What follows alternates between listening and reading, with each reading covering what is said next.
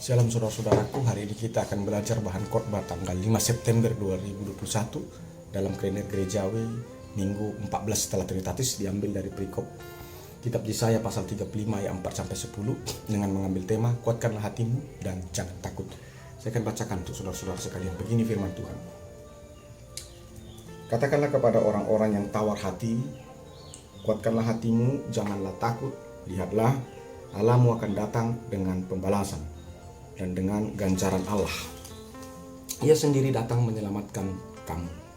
Pada waktu itu mata orang-orang buta akan dicelikkan dan telinga orang-orang tuli akan dibuka.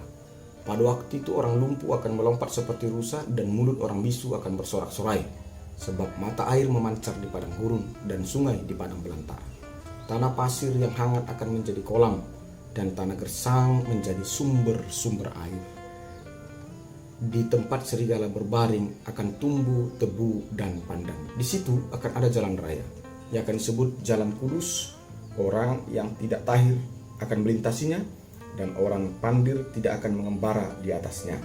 Di situ tidak ada singa, binatang buas tidak akan menjalaninya dan tidak akan terdapat di sana. Orang-orang yang diselamatkan akan berjalan di situ. Dan orang-orang yang dibebaskan Tuhan akan pulang dan masuk ke Sion dengan bersorak-sorai, sedang bersuka cita abadi meliputi mereka. Kegirangan dan sukacita akan memenuhi mereka. Kedukaan dan keluh kesah akan menjauh.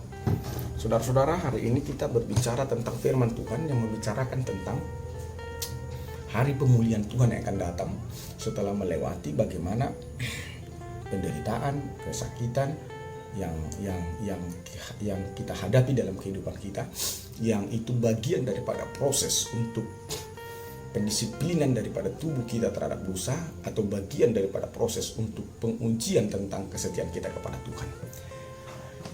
Saudara-saudaraku, Yesaya pasal 35 itu disebut dengan kitab proto Yesaya, yakni situasi dan kondisi bangsa Israel sebelum mereka jatuh dalam pembuangan ke Babel.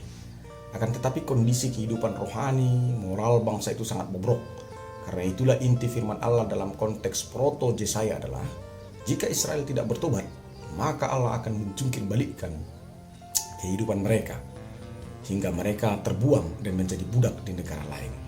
Akan tetapi di balik penghukuman Allah juga disediakan keselamatan bagi setiap orang yang mau bertobat. Jadi intinya begini saudara-saudara, Allah akan menghukum atas kedegilan hati Israel yang berbuat dosa, sekaligus Allah akan menyediakan keselamatan bagi setiap orang yang mau bertobat ketika menerima hukuman atau murka Allah atas dosa-dosanya. Dan khusus dalam perikop kita hari ini, kita membicarakan keselamatan bagi umat Allah yang terhukum dan mau bertobat. Setiap penderitaan akan menyebabkan fearful hearted atau tawar hati, dan menyebabkan feel fear atau perasaan takut.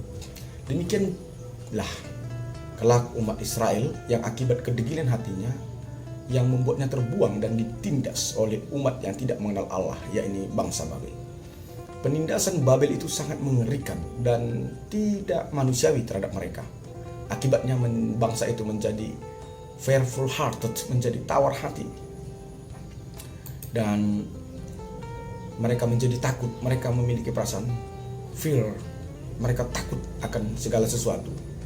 Nah, saudara-saudara, kita akan bertanya, ketika kita jatuh dalam kondisi tawar hati dan dihantui rasa takut, apa yang harus kita lakukan dalam situasi ini?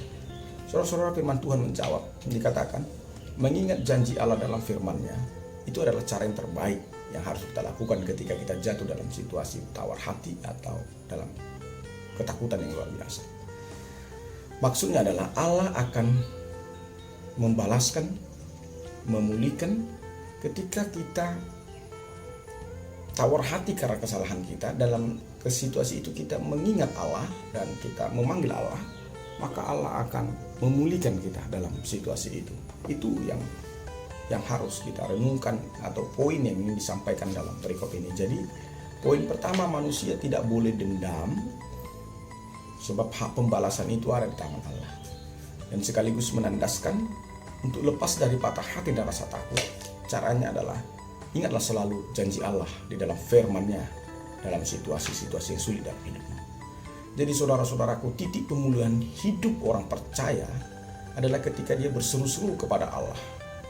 Dan sekaligus pada waktu Allah memulihkannya, disitulah Allah akan membalaskan segala kesakitan, kepedihan yang dia terima dari orang-orang jahat atau orang yang tidak mengenal Allah.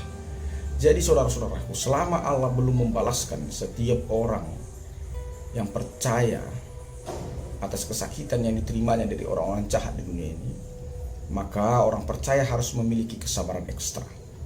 Dia harus sabar menunggu datangnya pertolongan Tuhan dalam hidupnya atas masalahnya. Jangan sampai ia menjadi sesat karena persoalan itu. Pada hari di mana Tuhan membalaskan, itulah akan terjadi pemulihan total bagi kehidupan umat Tuhan. Hal itu digambarkan dalam metafor.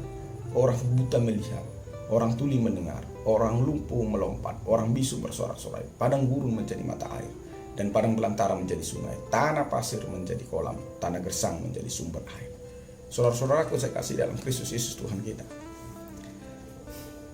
Mungkin dalam situasi ini, dalam wabah COVID-19 ini yang merusak banyak ekonomi, mungkin dalam sakit penyakit yang sedang menyerang kita, menggerogoti tubuh kita sekarang, kita seperti digambarkan seperti orang buta, seperti orang tuli, orang cacat, seperti orang lumpuh yang tidak mampu menghasilkan produktif. Kita seperti orang bisu yang tidak mampu berkata-kata atau tidak didengarkan orang karena kekurangan kesakitan yang ada pada kita. Atau kita diibaratkan seperti padang gurun yang tidak ada tanda kehidupan di sana. Atau seperti tanah pasir yang tumbuh-tumbuhan tidak bisa hidup di sana. Dalam kondisi-kondisi yang gersang itu sangat memilukan hati karena kita tidak akan diperhatikan dan dipandang orang lain. Tapi Tuhan bilang begini, apabila dalam situasi itu, dalam situasi kegersangan kita sekarang, dalam situasi kengerian yang sedang terjadi dalam hidup kita sekarang, apabila saat itu kita mengingat Tuhan, apabila saat itu kita berseru-seru kepada Allah, maka dengan cara yang seksama Allah akan mendengarkan kita dan akan memulihkan kita. Bayangkan dikatakan teks ini, mukjizat akan terjadi, orang buta akan melihat. Saat kita tidak dipandang orang lain, ketika Allah memulihkan hidup kita, maka semua mata akan memandang kita. Orang tuli mendengar. Saat kita tidak didengarkan orang lain karena kemiskinan yang ada kepada kita, ketika Tuhan memulihkan hidup kita, maka perkataan kita akan didengar orang. Baru dikatakan orang lumpuh melompat. Saat sakit penyakit menggerogoti tubuh kita, kita tidak bisa berbuat apa-apa, kita tidak produktif, kita disalahkan, kita disudutkan. Ketika Allah memulihkan penyakit kita, maka kita akan melompat, menghasilkan, memproduksi banyak berkat untuk setiap orang, sehingga orang menaruh respek dan hormat kepada kita. Kalaupun saat ini kita menjadi padang gurun, di mana kegersangan terjadi per hektar-hektar, dan orang enggan untuk pergi ke padang gurun karena panasnya sangat tinggi sekali. Tapi ketika Allah memulihkan kita, maka kita akan menjadi mata air.